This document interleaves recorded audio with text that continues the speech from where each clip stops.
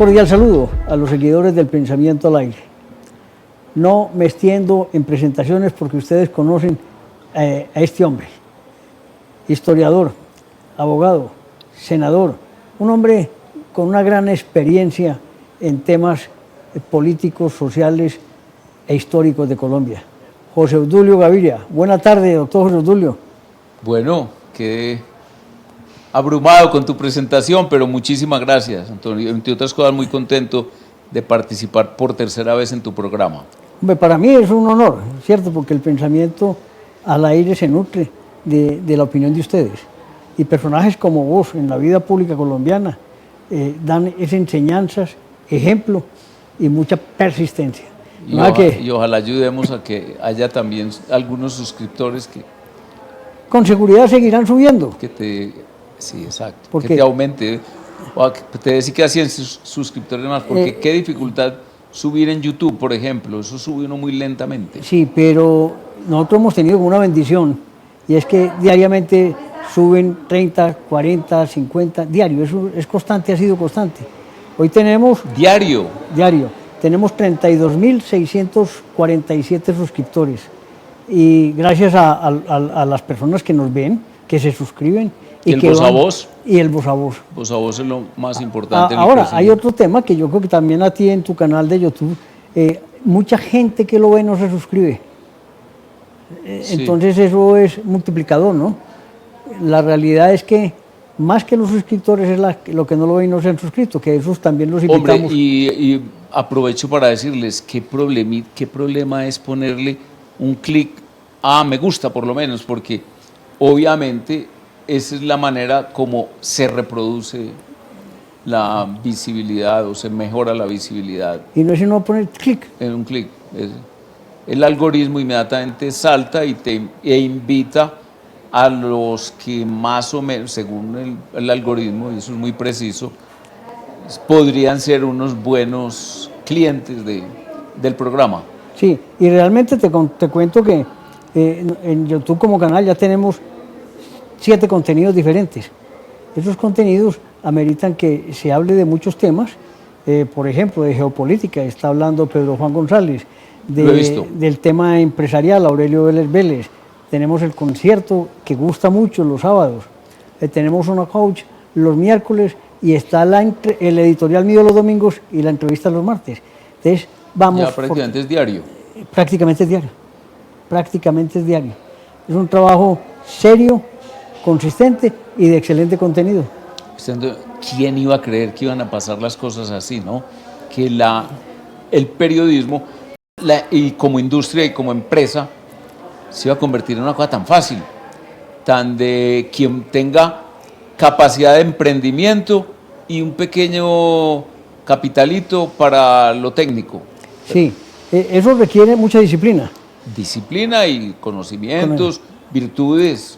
El que es muy buen expositor o el que es muy atractivo en cualquiera de los campos, entonces hace una clientela enorme. Eso es.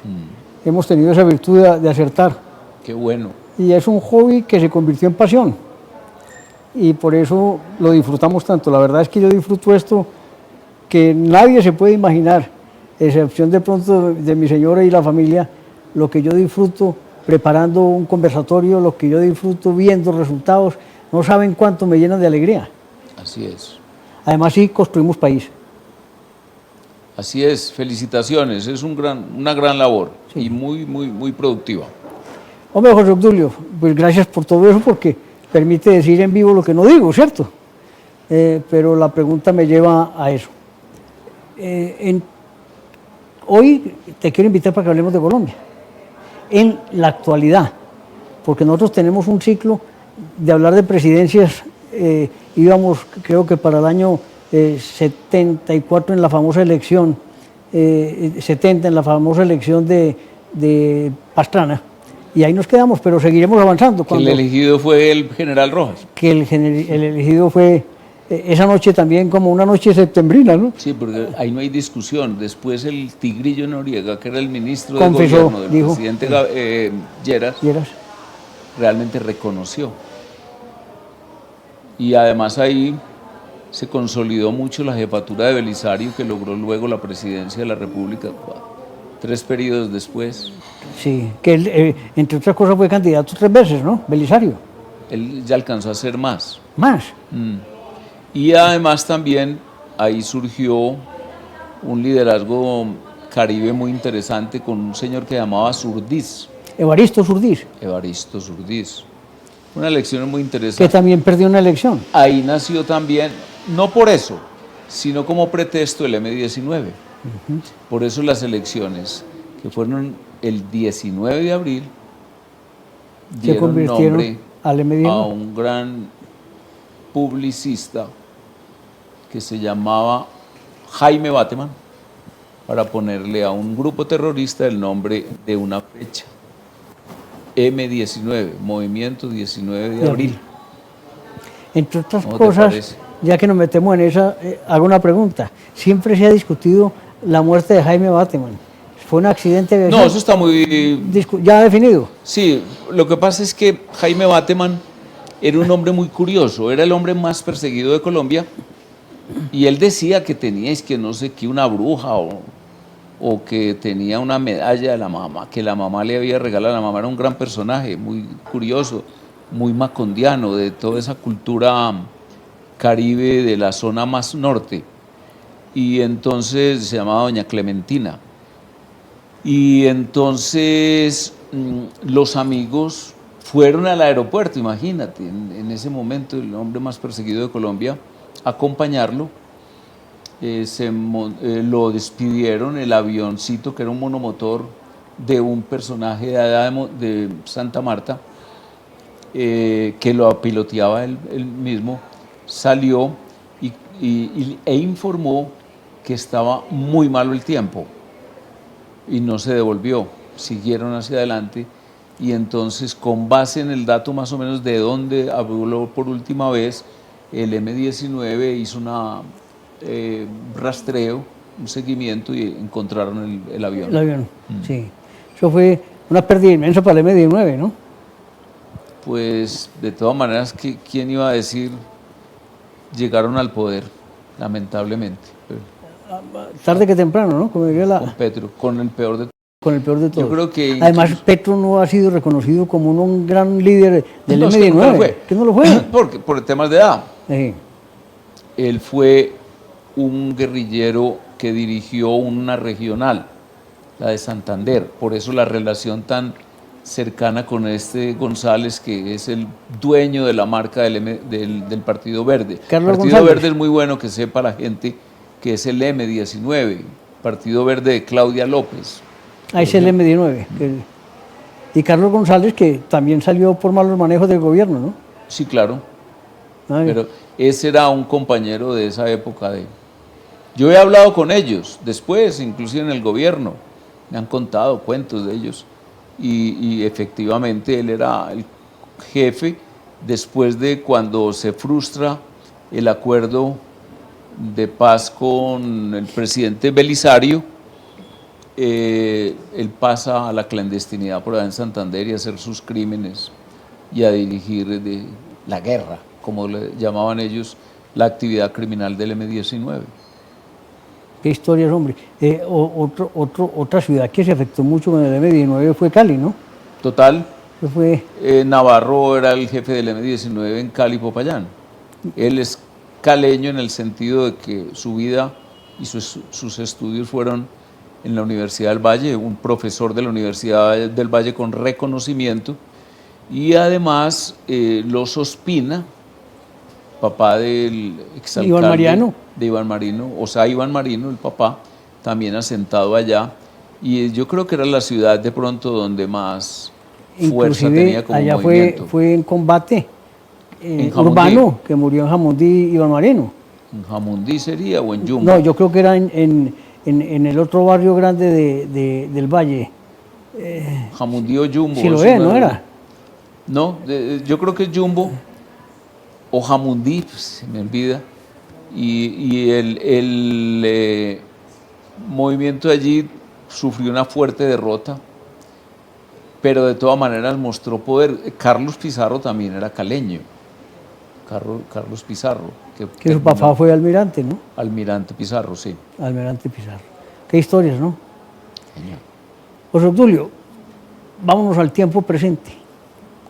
Estamos viendo en el Centro Democrático varios candidatos. Ya iniciaron el primer ciclo de reuniones públicas en la ciudad de Barranquilla.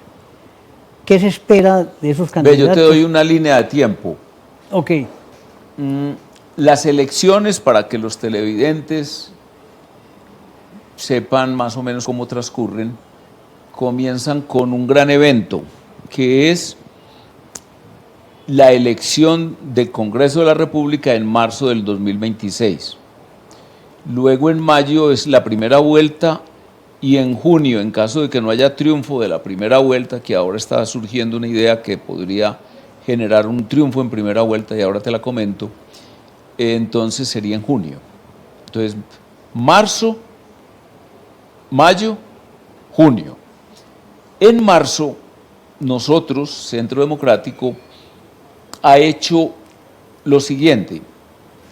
En un proceso que ya comenzó de selección del precandidato del Centro Democrático, precandidato.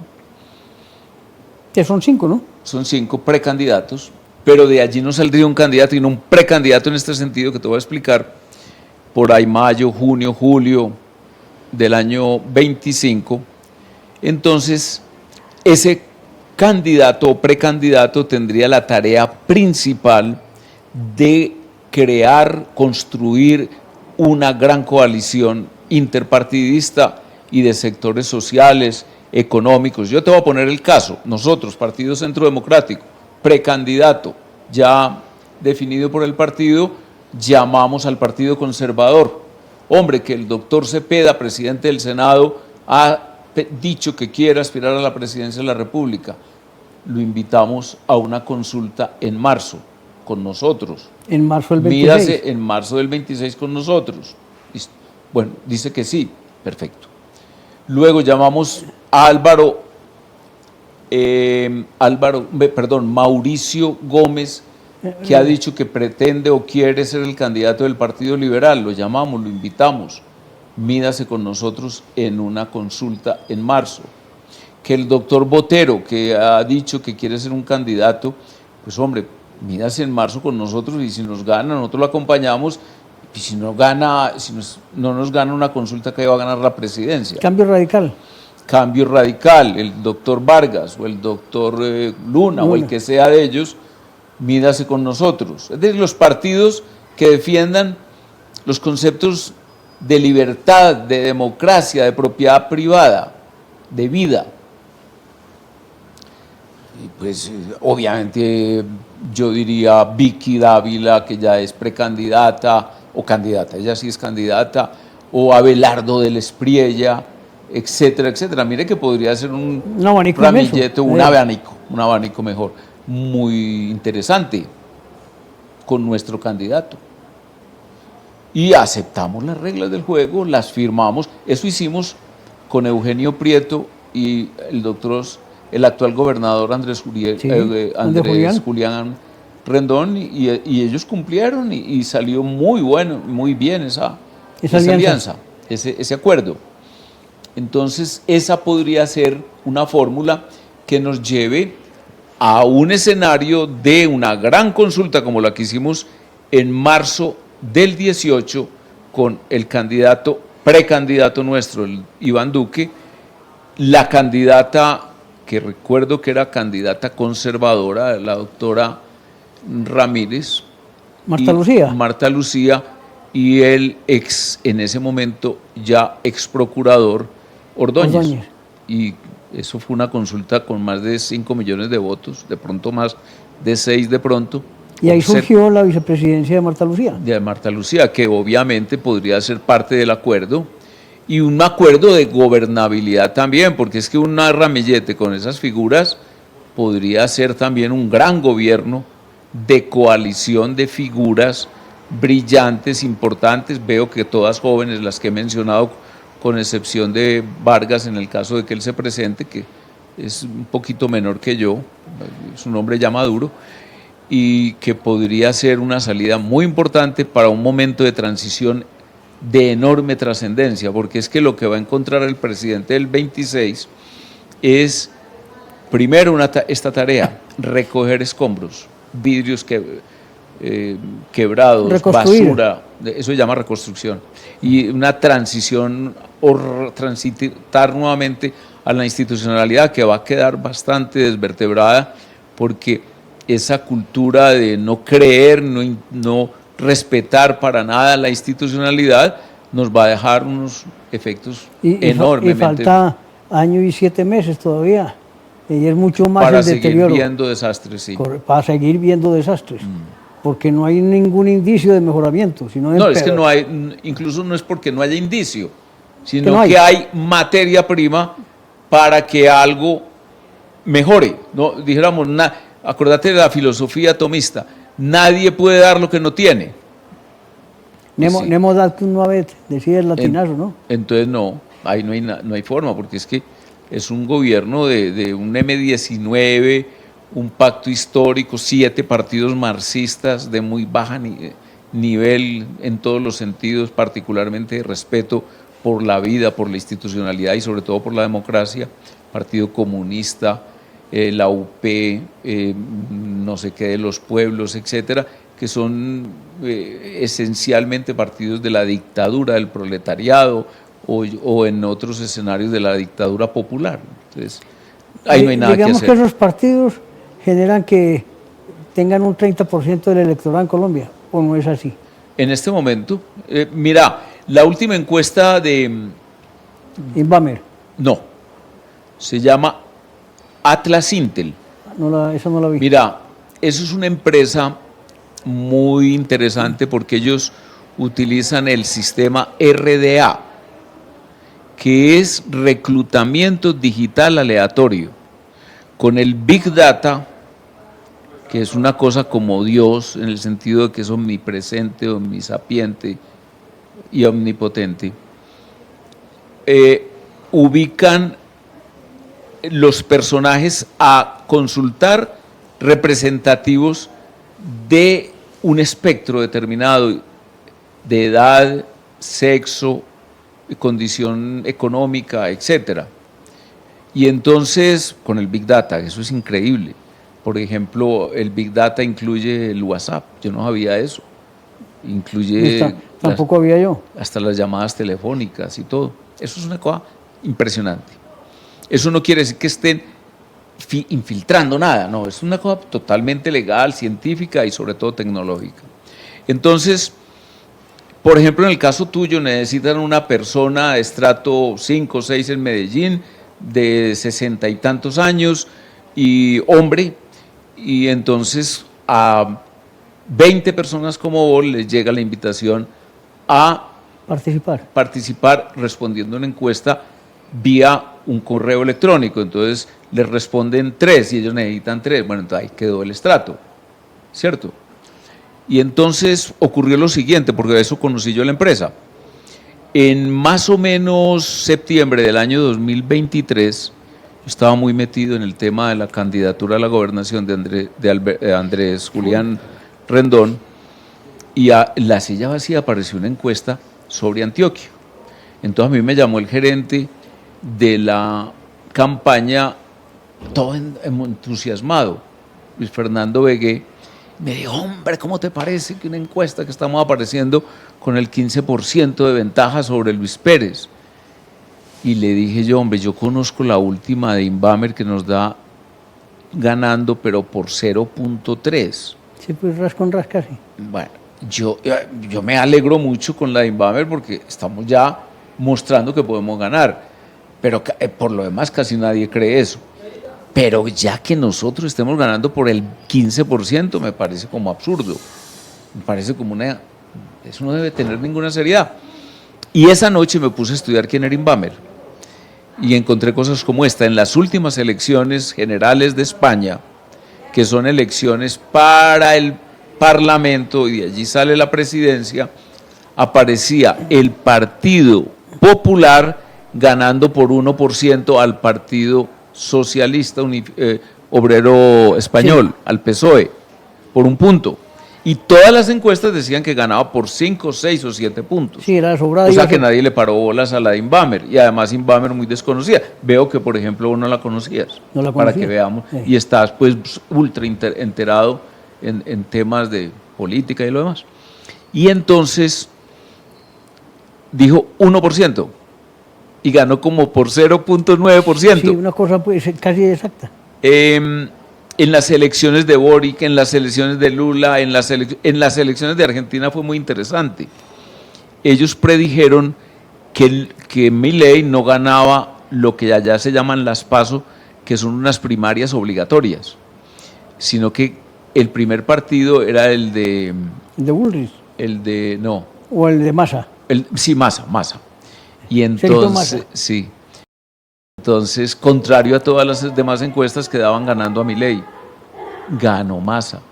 Bueno, en fin, una cosa muy asombrosa. Bueno, en esa encuesta que dice que es la última del mes pasado, perdón, de este mes, perdón, no sé cuándo se pasa, pero es del mes de noviembre del año 2024, se dice que Álvaro Uribe Vélez es la persona con mejor opinión sí. del país, 58%. Volvió a recuperar una imagen extraordinaria, era un crecimiento. Y entonces hace también una especie de segmentación de la nación colombiana y pone la izquierda más o menos en lo que vos estás diciendo, pero la llamada extrema izquierda muy pequeña. Muy pequeña. Y se recupera con el centro izquierda, que seguramente por eso van a jugar más con Claudia López, que con un extremista tipo Bolívar. ¿Y si será Claudia, después de lo que despotricó, habló y renegó del pacto histórico, crees que por ser aspirante a la presidencia logre el acuerdo? No, es que el acuerdo no lo logran ellos, el acuerdo se logra en las urnas en marzo y en mayo. ¿También ellos? Sí, claro, como nosotros, como todos. Y entonces, por ejemplo, Fajardo está marcando muy bien, olvídate de él. Galán está marcando más que todos los demás, olvídate de él. Bolívar está marcando bien, ese puede, si renuncia nos dirá. El otro es el actual canciller. Sí, Murillo. Marcan en ese orden, marcan primero Bolívar, segundo Fajardo, primero Fajardo, segundo Bolívar, tercero Claudia, cuarto Murillo. Pizarro, quinto Murillo. Entonces, yo creo que las elecciones de junio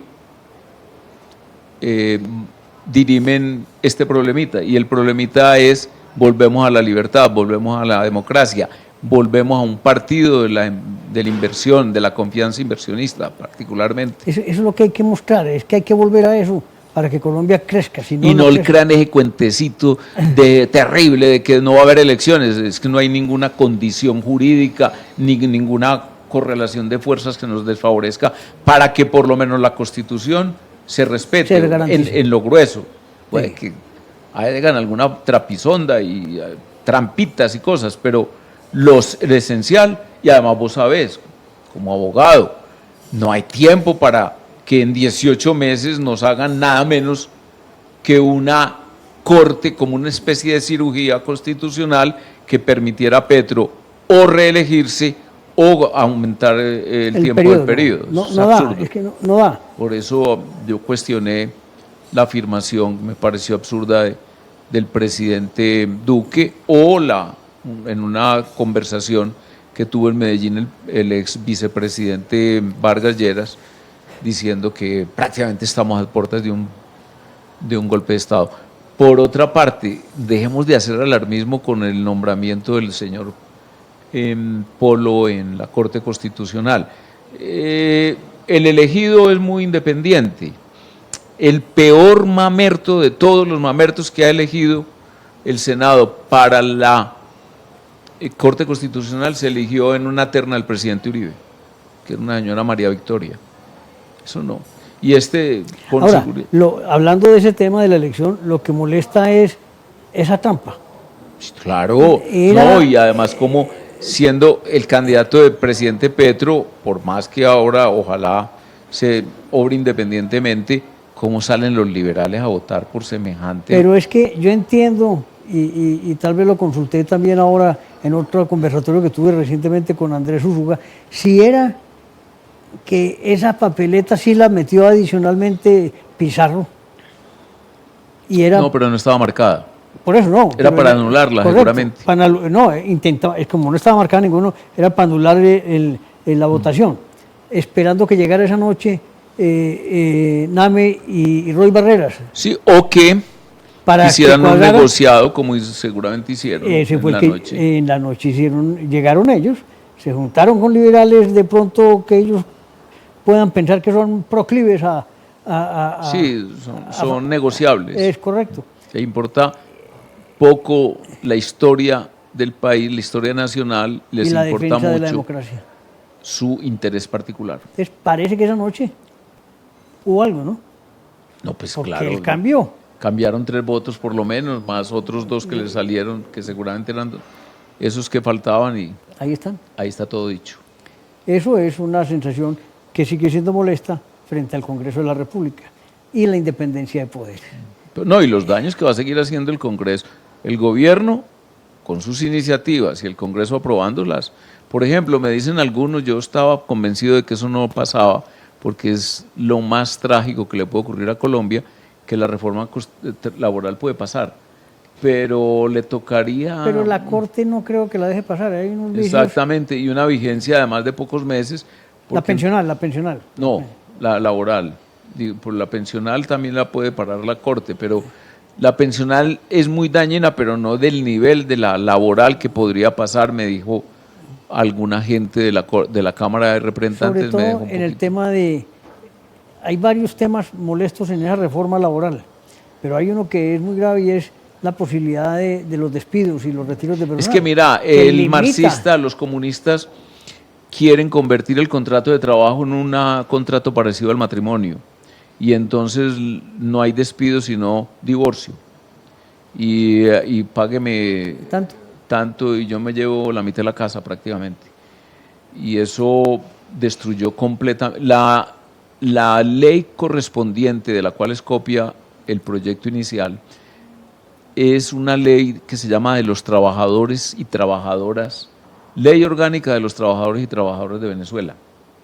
Y esa ley remató la economía. La economía ya iba muy mal, y en el 13 los venezolanos remataron su economía con la vigencia de esa ley.